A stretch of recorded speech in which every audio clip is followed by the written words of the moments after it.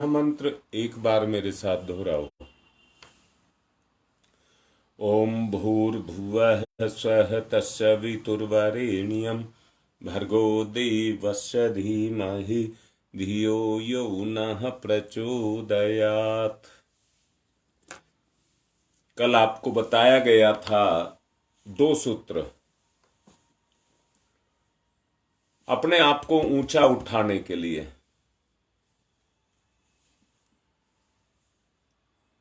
और उन दो उपायों में बताया था, पहला बताया था आत्मविश्लेषण, अपनी स्थिति का बोध कराना, मैं क्या हूं इसका बोध कराना। उसका प्रथम उपाय जो बताया गया है उसकी व्याख्या ब्रह्म विद्या के रूप में की गई। जितना भी अध्यात्म विज्ञान है वो इसी के ऊपर टिका हुआ है। आत्मबोध के लिए उच्च स्तरीय स्वाध्याय, सत्संग, मनन, चिंतन इनको करना पड़ता है। ये कल आपको बताया गया। आध्यात्मिक भाषा में इसी को योग कहते हैं। चिंतन प्रक्रिया है आत्मा को परमात्मा से जोड़ने की, उनके बीच संबंध को बनाने की। चिंतन वो डोर है जिसके द्वारा हम अपने आप को लघु से महान बनाते हैं, असामान्य से सामान्य से असामान्य बनाते हैं। ब्रह्म विद्या का विशाल काय कलेवर इसी उद्देश्य के लिए खड़ा किया गया है। और फिर से कह रहा हूं, यह विचार परक है। विचार परक, विचार परक से मतलब है हम ईश्वर से अगर जुड़ सकते हैं तो विचार से जुड़ सकते हैं। उन सूत्रों के आधार पर गहन चिंतन जब हमारे अंदर चलने लग जाता है तो जैसा हमारा स्वरूप है वो हमारे सामने प्रकट होने लग जाता है।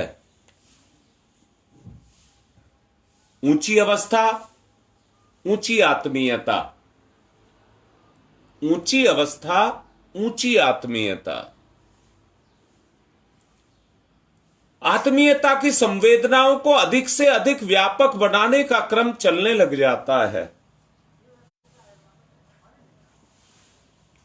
रसो वै से का सूत्र इसको कहा गया है। प्रेम ही परमेश्वर है, इससे कोई भी इंकार नहीं कर सकता। हर जीव चाहता है, हर जीव हिंसक से हिंसक भी चाहता है कि मुझे प्रेम मिले। जिस पदार्थ या प्राणी की पर आत्मीयता बखेर दी जाती है उसी में सुंदरता और सरसता की अनुभूति होने लगती है।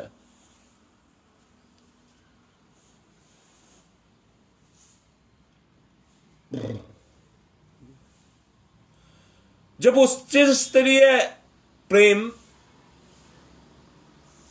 अंतराल में उदय होने लग जाता है तो प्रेम तत्व की संवेदनाएं जागृत करने के लिए ईश्वर भक्ति के रूप में अंतःस्थल से भावनाएं उभरने लग जाती हैं। मैं बीच में रोक करके एक बात कहूंगा, आप भूल मत जाना। मैंने इसकी शुरुआत जो की थी चेतन या सचेतन, अर्धचेतन और अचेतन, नर्ग, धरातल और स्वर्ग, तीन स्तरों पर की थी, उसको भूल मत जाना। अभी हम अर्धचेतन पर चल रहे हैं। यानी कि धरातल पर आए हैं।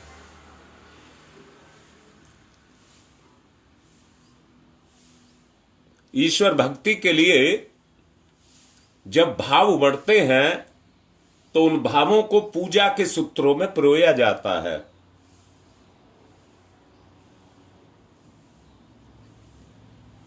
और पूजा के सूत्रों में पिरो करके कीर्तन, ध्यान, अर्चा, लीलाओं, श्रवण, दर्शन ये उपायों के रूप में अवलंबन होने लग जाता है।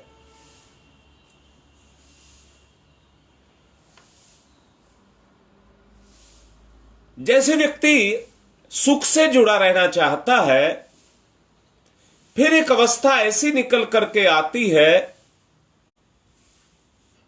उस समय आत्मा अपने इष्ट से जुड़ी रहना चाहती है और उसी से व्यक्ति की श्रद्धा उभर करके आती है, वही उसका कारण बनता है। और वो श्रद्धा उमड़ करके जब लोक मंगल की दिशा में चलती है तो हर पीड़ित, हर कष्टवान उसको अपना लगता है और उसका प्रेम उभरता है और उस प्रेम के कारण वो उसके कष्ट को दूर करता है।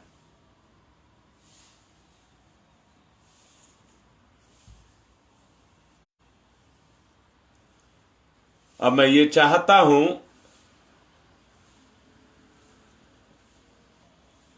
कि इसी कड़ी में इसका दूसरा सूत्र है, साधनाओं के क्रियाकलाप द्वारा जो अपने सिंचित कुसंस्कार हैं उनको उखाड़ने, उत्कृष्ट आस्थाओं को जमाने की सामर्थ्य को अपनी प्राण शक्ति में प्रखर करना।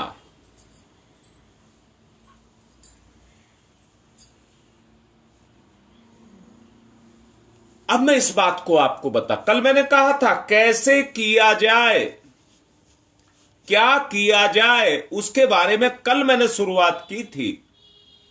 अब उसी का पहला सूत्र आपको बताया गया।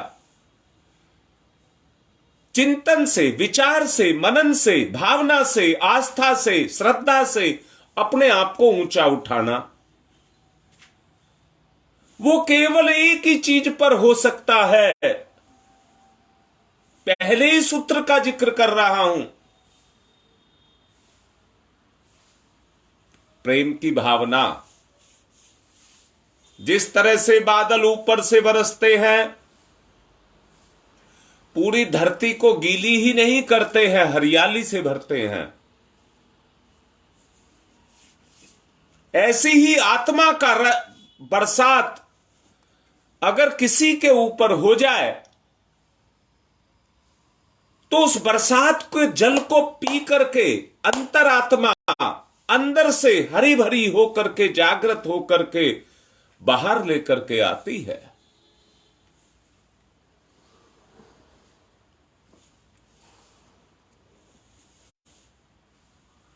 उसके लिए प्रेम ही एक रास्ता है। तप आत्म उत्कर्ष का दूसरा चरण है। तप पहला बताया, आत्म विश्लेषण। अब दूसरा है तप। चेतना के साथ जो तीन कलेवर लिपटे हैं, अभी आपको बताए गए हैं, वे सामान्यता जीवन के साथ निर्वाह के कार्यों तक, क्रियाकलाप निर्वाह के पूरे करने तक सीमित रहते हैं।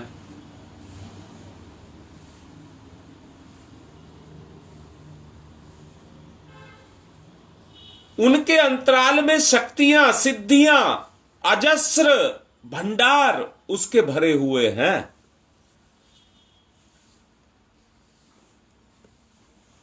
इसी को रत्न राशि की खोज निकालने, उखाड़ करके, उभार करके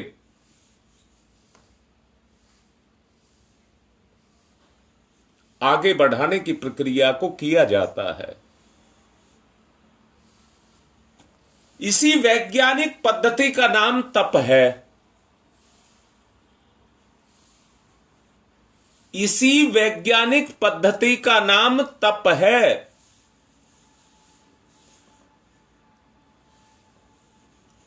मैंने बताया 3 कलेवर,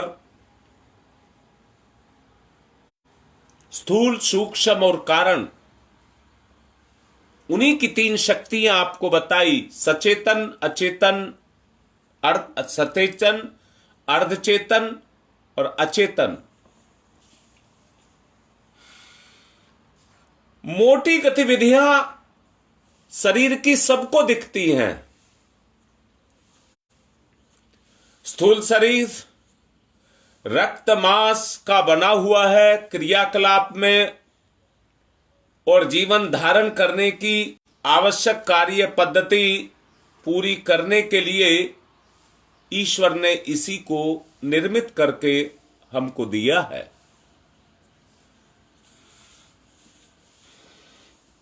संसार में इसके बगैर कोई गतिविधि आप नहीं कर सकते। चाहे मन आपके पास, दूसरा शरीर है मानसिक शरीर, चाहे वो कितना ही समर्थ क्यों ना हो, पर बगैर शरीर के, बगैर साधन के वो अपने कर्म को नहीं कर सकता।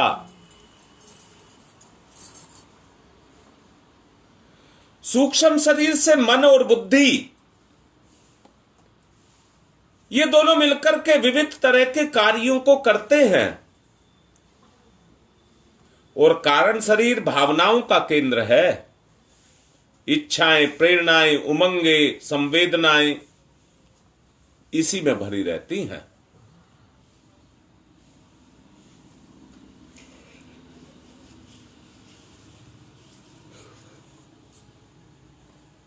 क्रियाशील होती हैं तो संतोष, असंतोष, आनंद, अवसाद, इनका अनुभव इसी में होता है। इन तीनों शरीरों की मिलीजुली गतिविधियां जीव के जीवन के स्वरूप का निर्धारण करती हैं।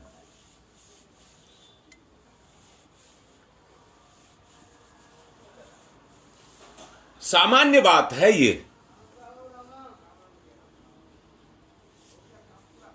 असामान्य को देखा खोजा जाए तो आपको यह प्रतीत होगा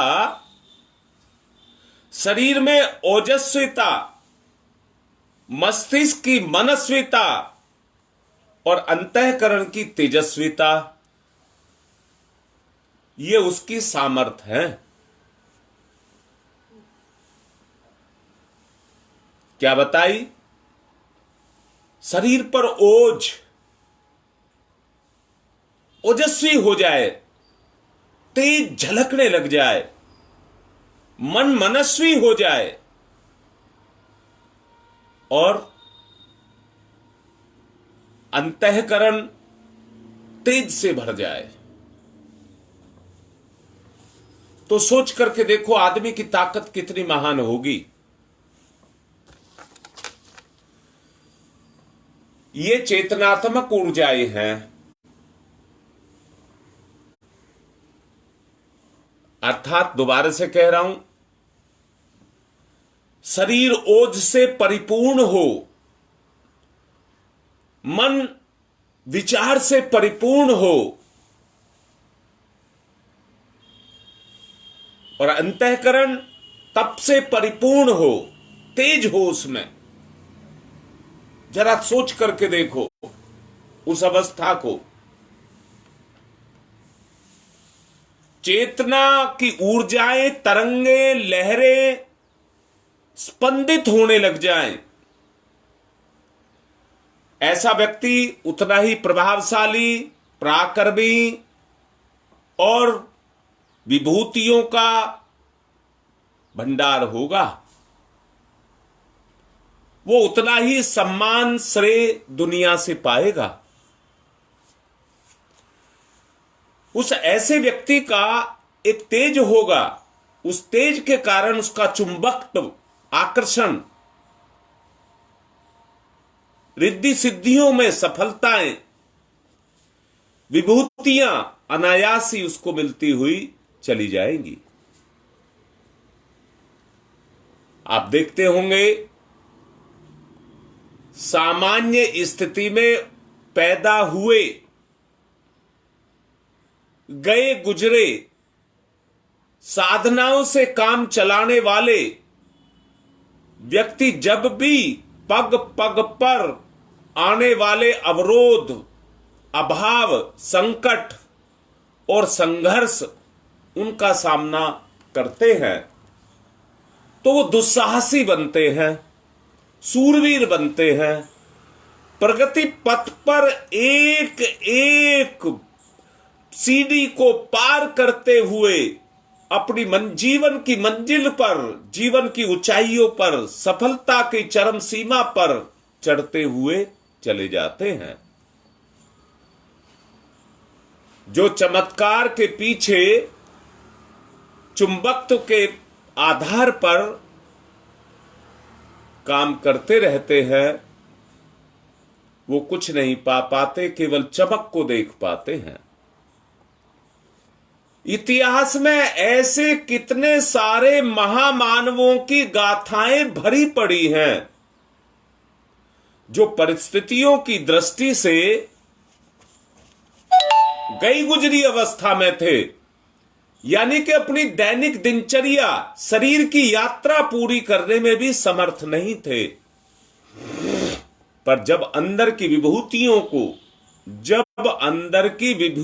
को जागृत किया तो उसके बल पर वो कुछ से कुछ बनते हुए चले गए। अच्छा, मैं एक बात पूछता हूं,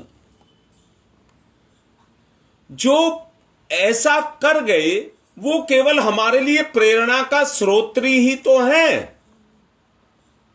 गुरुदेव हो, भगवान राम हो, भगवान श्री कृष्ण हो, बुद्ध हो, ये भी तो हमारे लिए प्रेरणा का स्रोत ही है।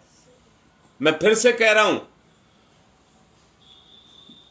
भगवान राम राम हुए हैं, भगवान हुए हैं, परंतु मुझे क्या फायदा है? अरे राम राम हुए तो राम अपना फायदा उठा गए। आपको अपना फायदा उठाना है तो राम ने जो कुछ किया उनकी प्रेरणा से प्रेरित हुई है, आप भी वैसा करिए, आपको भी मिलेगा। राम भी हमारी तरह से ही एक व्यक्ति थे, परंतु उन्होंने अपनी विभूतियों को जगाया, अपनी विशेषताओं को जगाया, जिसके बल पर वो उन शक्तियों पर, चाहे वो प्राकृतिक शक्ति हो, चाहे वो आत्मा की शक्ति हो, चाहे वो परमात्मा की शक्ति हो, उनसे काम लेते हुए अपने आप को बहुत बड़ा बना गए। क्या हम केवल लकीर के फकीर बनकर के केवल उतने तक सीमित रहेंगे? क्या हम जीवन की मंजिलों पर, ऊंचाइयों पर नहीं जाएंगे? राम के सामने राम की परिस्थिति थी, श्री कृष्ण के सामने श्री कृष्ण की परिस्थिति है, गुरुदेव के सामने गुरुदेव की परिस्थिति है। आज की जो परिस्थिति है उनसे हम सब जूझ रहे हैं। वर्तमान की जो दवाई है, औषधि है, वो परम पूज्य गुरुदेव है।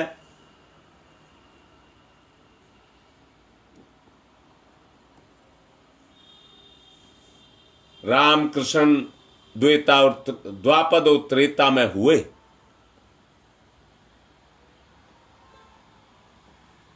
पर आज कलयुग का जो हल है, सॉल्यूशन है, वो परम पूज्य गुरुदेव हैं। जो कुछ भी उन्होंने लिखा है, जो बताया है, वो हमारी समस्याओं का हल है। अगर ईमानदार होकर सत्य के आधार पर जिम्मेदार बनके बहादुरी के साथ में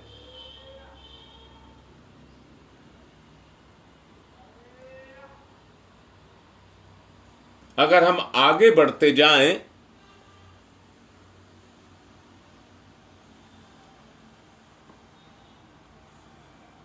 तो उनकी प्रेरणा हमारी चेतना को प्रेरित करके हमें आगे बढ़ाने का साधन बन जाए।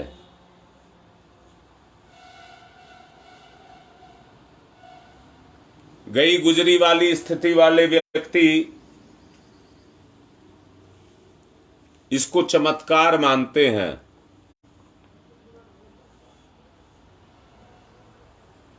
परंतु ऊंचा उठने के लिए, आगे बढ़ने के लिए कौन सी शक्ति काम कर रही थी, इसकी खोजबीन करने पर एक ही निष्कर्ष निकलता है, उनके व्यक्तित्व की प्रखरता शक्ति का पुंज बनी रही।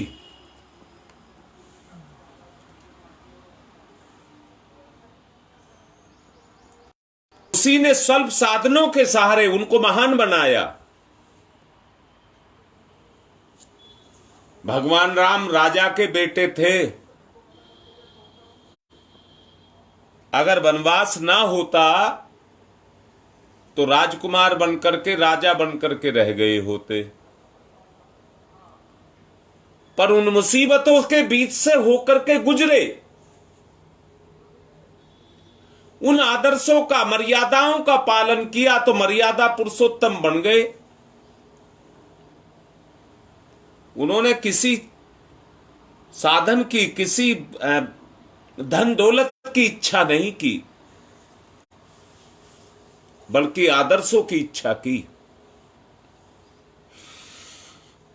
जिसके सारे वो अपने जीवन के महानतम उद्देश्य को पूर्ण कर गए और सारी दुनिया में आज भी भगवान की जगह पर पूजे जाते हैं। ये चुंबकत्व हर व्यक्ति के अंदर उसकी आत्मा के गुण के रूप में छुपा हुआ है। आत्मा का गुण है। आत्मा की अविच्छिन्न ऊर्जा 3 शरीरों में तेजस, मानस और वर्चस बनकर के, ओजस बनकर के विद्यमान है।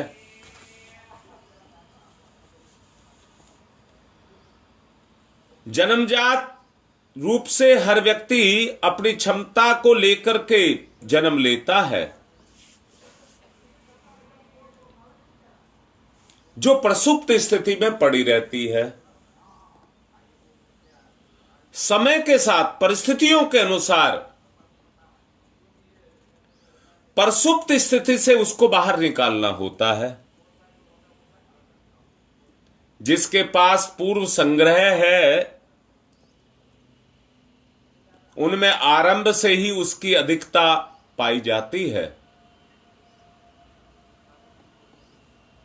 जिसके पास संचय नहीं होती, उसको कष्टों को, प्रयत्नों को करना पड़ता है, कष्टों को झेलना पड़ता है और प्रयत्न करने पड़ते हैं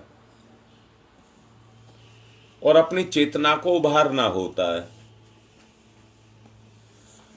तब का उद्देश्य यही है और कोई उद्देश्य नहीं है, अपने चेतना को उभारना। व्यक्तित्व रूपी समुद्र में मंथन क्रिया को पौराणिक कथानक की तरह से 14 रत्न की सिद्धियां, 14 रत्न अर्थात 14 सिद्धियां प्राप्त करने के लिए इस मार्ग पर चलना होता है।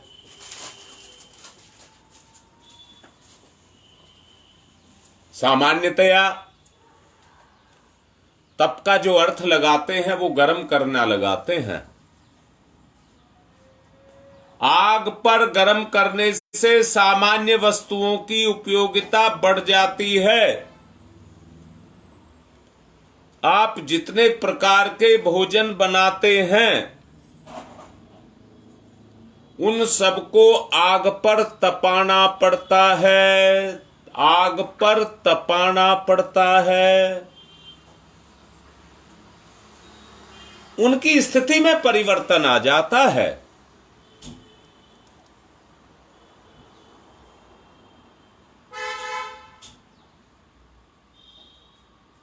व्यक्तित्व की प्रखरता उससे बढ़ती है। अरे ईंट मिट्टी की बनती है, मिट्टी होती है, पर जब उसमें तप पैदा किया जाता है, तप में उसे डाला जाता तो पक करके पक्की ईंट बन जाती है, फिर मिट्टी नहीं रह जाती। उदाहरण है, जिस तरह से कच्ची मिट्टी पक करके मजबूत हो जाती है,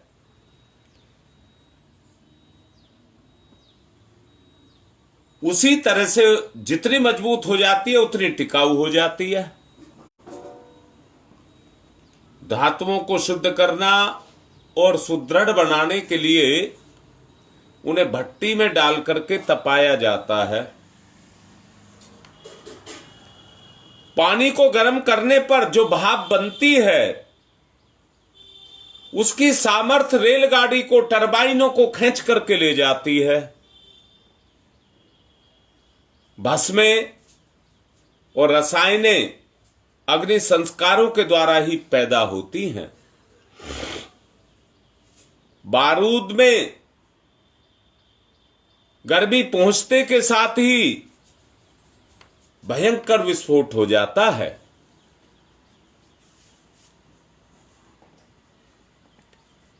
गर्मी में, गर्मी से अंडे भी पकते हैं।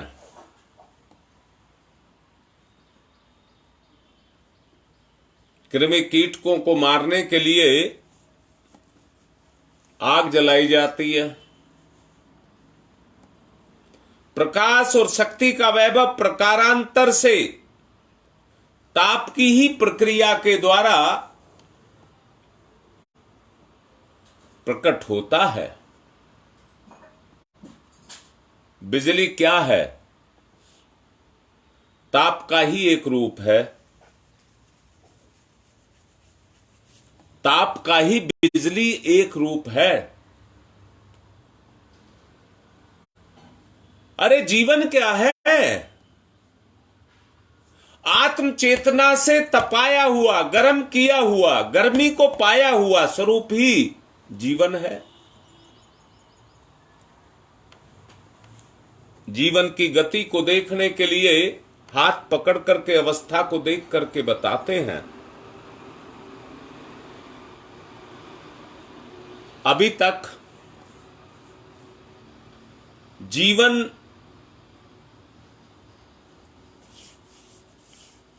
का जो अपना क्रियाकलाप है, या कहिए दूसरे शब्दों में उसका जो तापक्रम है, वो एक निश्चित है। शरीर किसी का भी हो, सबका टेम्परेचर एक निश्चित टेम्परेचर है।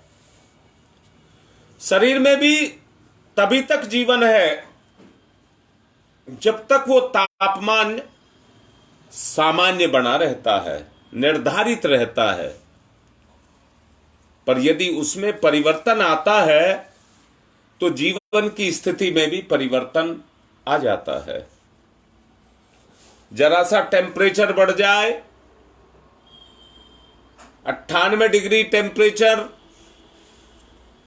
परफेक्ट माना जाता है। अगर 1 डिग्री भी बढ़ जाए तो बुखार आने लग जाता है। परिवर्तन को ये सामान्य रूप से झेल नहीं पाता।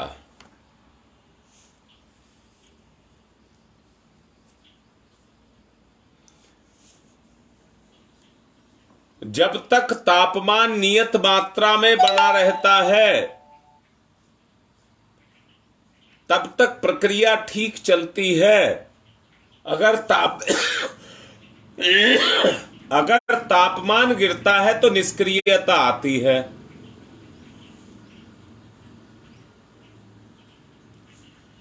इसलिए जो हमारा अचेतन शरीर है, उसको सक्रिय करने के लिए त्याग की भावना को आपको जागृत करना होगा।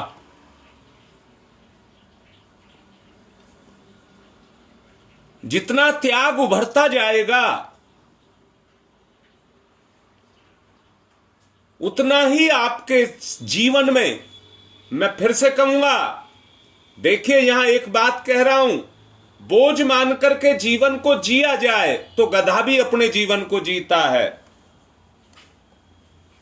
परंतु उमंगों से भर करके, तरंगित हो करके अगर जीवन को जिया जाए, मैं अपनों के लिए क्या कर दूं, मैं अपनों के लिए क्या कर दूं,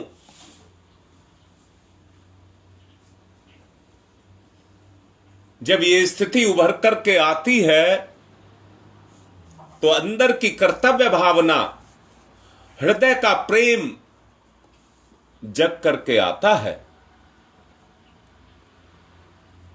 इसी गतिशीलता को बनाए रखने के लिए प्रभु ने हमको कर्म के साथ बांध करके रखा है। जीवन छोटा पड़ जाता है पर काम छोटा नहीं पड़ता।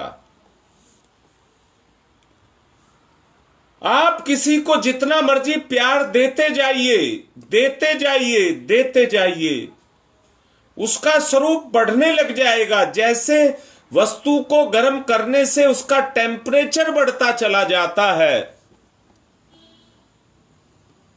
लोहे की रोड को गर्म करते हैं तो उसकी कठोरता कम और नम्रता बढ़ने लग जाती है। यह तप का प्रभाव है। लोहार लोग किसी भी लोहे को आकार देने के लिए पहले उसे तपाते हैं और तपा करके फिर उसको आकार दे देते हैं। जीवन को भी गतिशीलता देने के लिए हमको उसको तापक्रम देना होगा। मशीनें तभी चलती हैं जब उनको ईंधन मिलता है, एनर्जी मिलती है, ऊर्जा मिलती है, तो वो चलती हैं। हर मशीन का अपना अपना ईंधन है। इंजन चलाना हो तो डीजल चाहिए, मोटर चलाना हो तो बिजली चाहिए, भट्टी चलानी हो तो ईंधन चाहिए, शरीर चलाना हो तो भोजन चाहिए, सचेतन चलाना है तो भोजन चाहिए, अर्धचेतन चलाना है तो भाव चाहिए।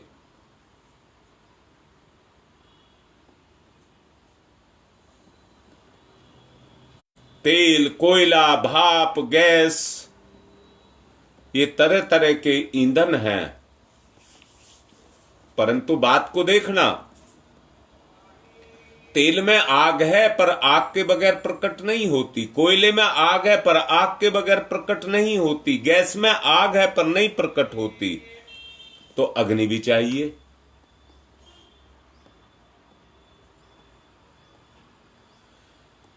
जैसे ही अग्नि उनको छूती है तो शक्ति बढ़ती चली जाती है, वो शक्ति छोड़ने लग जाती हैं और मशीनें काम करने लग जाती हैं, कारखाना चलने लग जाता है। शरीरों को यही ईंधन आहार के माध्यम से मिलता है। गतिशीलता बनाए रखने के लिए गर्मी आवश्यक है। पृथ्वी के पदार्थ और प्राणी अपनी हलचलें जारी रखने के लिए आवश्यक ऊर्जा सूर्य से प्राप्त करते हैं।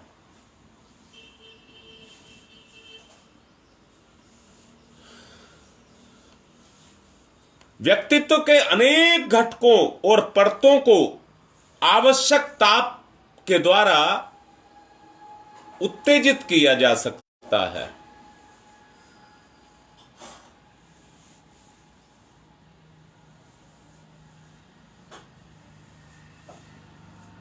उसको उत्तेजित किया जा सकता है।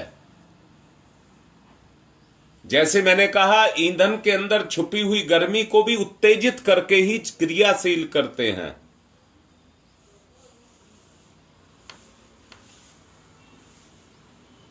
और जो अद्भुत क्षमताएं कण कण में दबी हुई पड़ी हैं, उनको जागृत करके सामान्य मनुष्य को देव दानव स्तर तक पहुंचाने में सफलता को बनाया जाता है। सफलताएं किसी के ऊपर असामान्य से नहीं, आकाश से नहीं बरसती हैं, आसमान से नहीं आती हैं, बल्कि पुरुषार्थ के द्वारा उनको खरीदा जाता है। संसार का जितना भी कार्य चल रहा है वो लेन देन पर चल रहा है, कीमत देनी पड़ती है।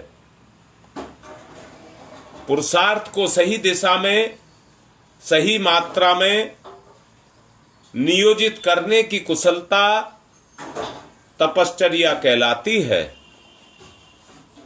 इसलिए प्रत्येक प्रगतिशील व्यक्ति को तप करने के लिए कटिबद्ध हमेशा रहना चाहिए।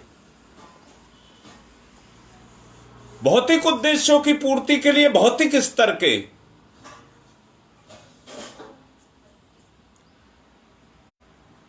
साधनों की संरचना करनी पड़ती है और उसी तरह का पुरुषार्थ करना पड़ता है।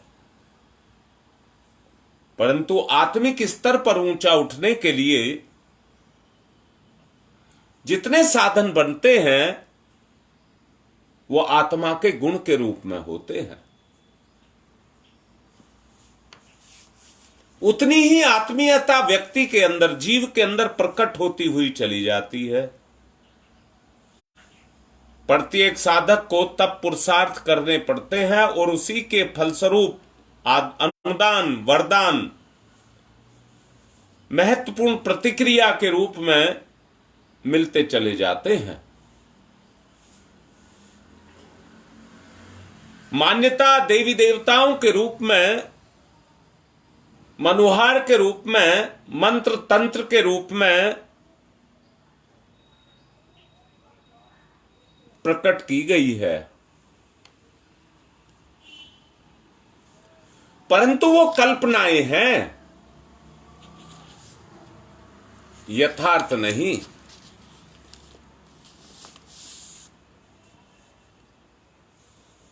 कल से साधना शुरू होगी। साधना रत आदमी अगर मनोवांछित फल वरदान उसको पाने हैं तो मान्यता का एक पक्ष अंधा भी है और एक पक्ष उजाले का भी है।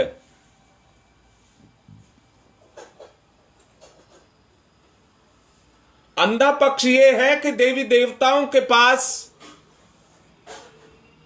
और काम धंधा ना हो, पर पूजा प्रार्थना के लिए उनके मुंह से लार टपकती रहती है और प्रशंसा सुनने की और भेंट पाने की, उपहार के रूप में पाने की उनकी वृत्ति बनी रहती है। वो उसी पर लट्टू रहते हैं जो उनको अपनी मनोहार चढ़ाते हैं और उन्हीं को वरदान देते हैं। ऐसी भी मान्यता समाज में व्यक्ति की है, जो गलत है। बाहरी उच्च स्तरीय पात्रता संपन्न व्यक्तियों को जो कुछ भी मिला है वो इसके आधार पर नहीं मिला है। नीति, हितकारी जब तक कर्म नहीं करेंगे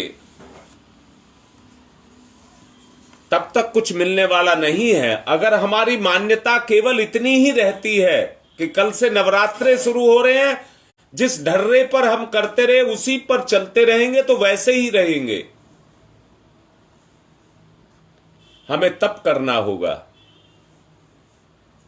हम सोचते हैं देवी देवता हमारी लॉटरी खोलते हैं। लॉटरी नहीं खोलते हैं, आपकी चेतना को खोलते हैं। साधना विज्ञान में छाई हुई मूढ़ मान्यताएं, उनका कोई आधार नहीं है। उसके पीछे अनेकों तर्क देते रहते हैं, पर सच जानना उनका कोई आधार नहीं है।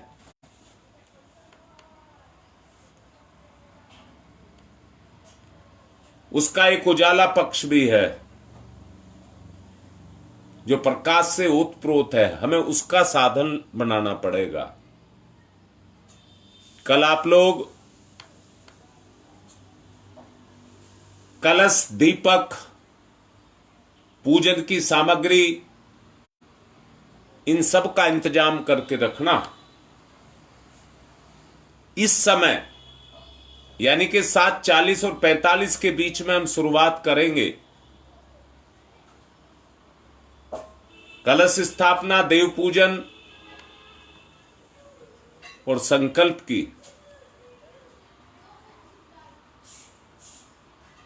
उद्देश्य प्रसुप्त पड़ी हुई शक्तियों को जागरण। कल इसके बारे में समझाएंगे। ये जीवन का दूसरा पक्ष है जिसको उभारा जाना चाहिए।